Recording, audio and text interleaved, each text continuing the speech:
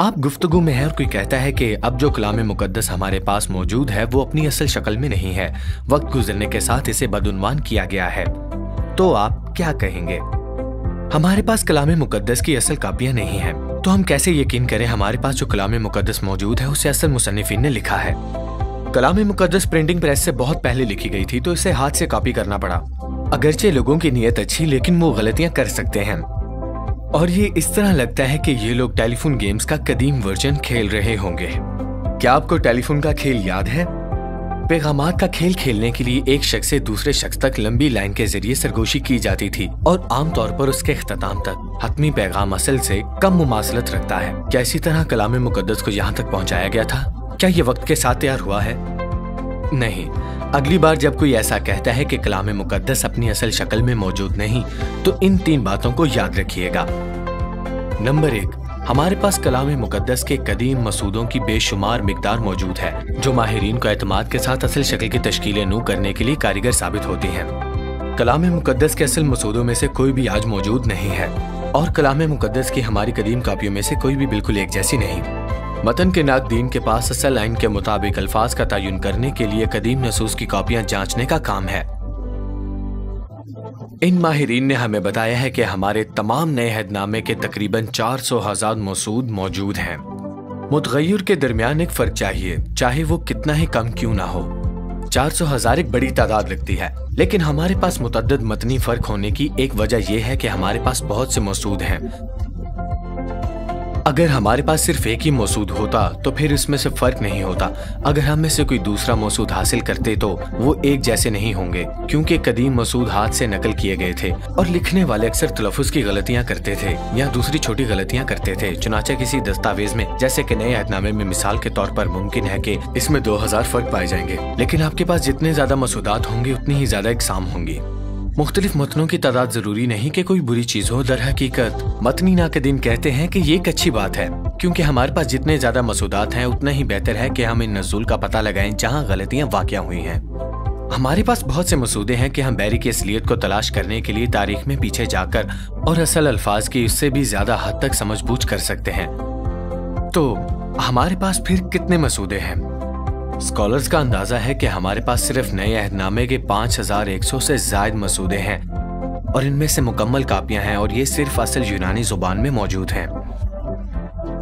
دیگر ہزاروں کاپیاں جو ہمارے پاس دوسری قدیم زبانوں میں موجود ہے، ان کی گنتی موجود ہے۔ نئے عہد نامے کا ہمارا سب سے قدیم مسودہ 125 اور 175 عیسوی کے درمیان موجود قیام میں آیا، اور یہ اصل کی تشکیل کے 100 سال بعد ہے۔ شواہد سے پتہ چلتا ہے کہ آج سے 18ویں صدی عیسوی سے قبل پرانے عہد نامے کے 17,000 سے زائد نسخے موجود ہیں۔ پرانے عہد نامے کی آخری کتابیں 3 صدی قبل از مسیح تک کے مشہور بحر مراد کے درمیان پائی گئیں۔ پرانے عہد نامے کی آخری کتاب کے لکھے جانے کے تقریباً 300 سال بعد قدیم کتابوں کے لیوٹن ڈیٹا بیس کے مقابلے میں اس وقت ہومر الیاد اور اوڈیسی کی 2500 سے زائد کاپیاں درج ہیں۔ افلاطون کے سب کاموں کے لیے ڈیٹا بیس میں 200 سے کم کاپیاں درج ہیں۔ کلام مقدس کے مسودوں کے اتنے وسیع اور قدیم ذخیرے کے ساتھ اسکالرز کو اعتماد کے ساتھ اصل مسودے کی تشکیل نو کے لیے کافی اعداد و شمار موجود ہیں۔ مصنفین نے اصل میں جو لکھا ہے ہم اسے مزید دور نہیں ہو رہے ہیں، بلکہ ہمارے پاس حقیقت میں اس سے بھی زیادہ سمجھ بوجھ ہے کہ ہمارے پاس جواب موجود ہے، اور وہی جواب اصل جواب ہے۔ نمبر 2، متنی متغیرات کا معیار ہمیں یہ جاننے سے نہیں روکتا کہ اصل سٹیٹ کیا ہے۔ پرنٹنگ پریس کی ایجاد سے پہلے کسی بھی دستاویز کی بہتر کاپیاں بنانا ممکن نہیں تھا۔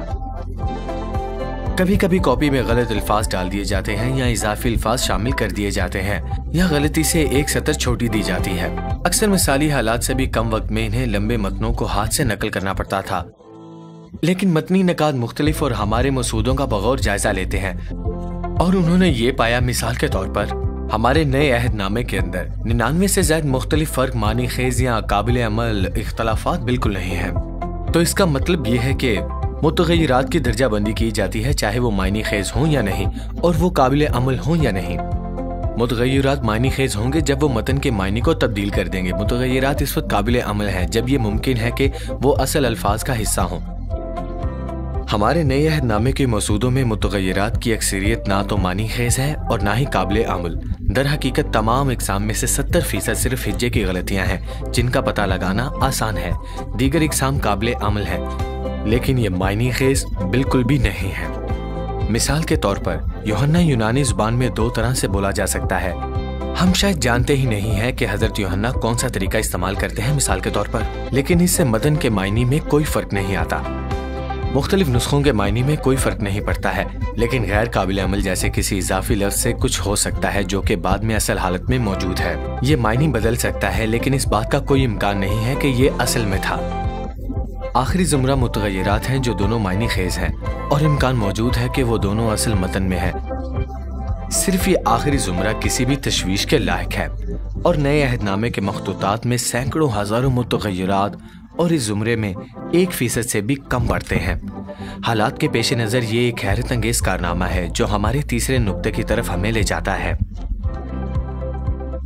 نمبر 3، متن کی چھوٹی چھوٹی غلطیوں سے معلوم ہوتا ہے کہ کلام مقدس کو بڑی نگہداشت کے ساتھ گزارا گیا تھا۔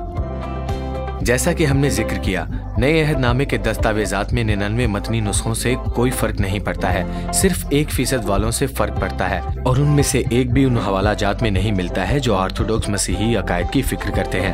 جناب مسیح مدعو، ان کی پیدائش، قیامت اور جناب مسیح کے فرد سے متعلق ہر شے کے کوئی معنی خیز اور قابل عمل تغیرات نہیں ہیں۔ اس حقیقت کے باوجود ہمارے پاس ہزاروں نسخے موجود ہیں۔ جب بحیرہ مردار نسخوں کی کھوج کی گئی تھی تو ان میں پرانے عہد نامے کی کاپیاں 1000 سال قبل کی تاریخ میں شامل تھیں جو ہمارے پاس موجود تھی، اور ہمارے پرانے عہد نامے کے نسخوں میں پائے جانے والے مختلف قسم کی تعداد اور معیار ہمارے نئے عہد نامے کے مسودوں کی طرح ہے۔ اس 1000 سال کے وقت کے دوران کسی بھی مذہبی اہمیت کو تبدیل نہیں کیا گیا۔ شواہد سے معلوم ہوتا ہے کہ کلام مقدس کی کاپیاں اصل کو اصل حالت میں رکھنے کے لیے بہت احتیاطی تدابیر اختیار کی گئیں اور ذمہ داری کے ساتھ آگے گزاری گئیں۔ کیا یہ سب ٹیلی فون گیم کے قدیم ورژن کی طرح ہے؟ بالکل نہیں۔ یہ ایک خدا کی طرح لگتا ہے جس کے پاس پیغام تھا اور وہ پیغام کو محفوظ رکھنے کے لیے محنتی اور سرشار لوگوں کا استعمال کرتا ہے۔ تو اگلی بار کوئی ایسے کہتا ہے کہ کلام مقدس اپنی اصل شکل میں موجود نہیں ہے تو ان 3 باتوں کو یاد رکھیے گا۔ نمبر 1، ہمارے پاس کلام مقدس کے قدیم مسودوں کی بے شمار مقدار موجود ہے جو ماہرین کو اعتماد کے ساتھ اصل شکل کی تشکیل نو کرنے کے لیے کارگر ثابت ہوتی ہیں۔ نمبر 2، متنی متغیرات کا معیار ہمیں یہ جاننے سے نہیں روکتا کہ اصل سیٹ کیا ہے۔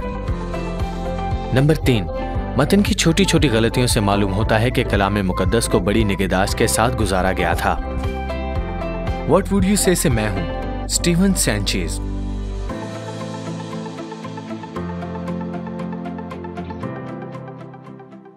عزیز ناظرین، اس ویڈیو کو دیکھنے کے بعد اگر آپ انجیل شریف کا مفت نسخہ حاصل کرنا چاہتے ہیں تو ہمیں اپنا مکمل پتہ بما موبائل فون کے ارسال کر دیں۔ ہم پوری کوشش کریں گے کہ آپ تک انجیل شریف کا مفت نسخہ پہنچ جائے۔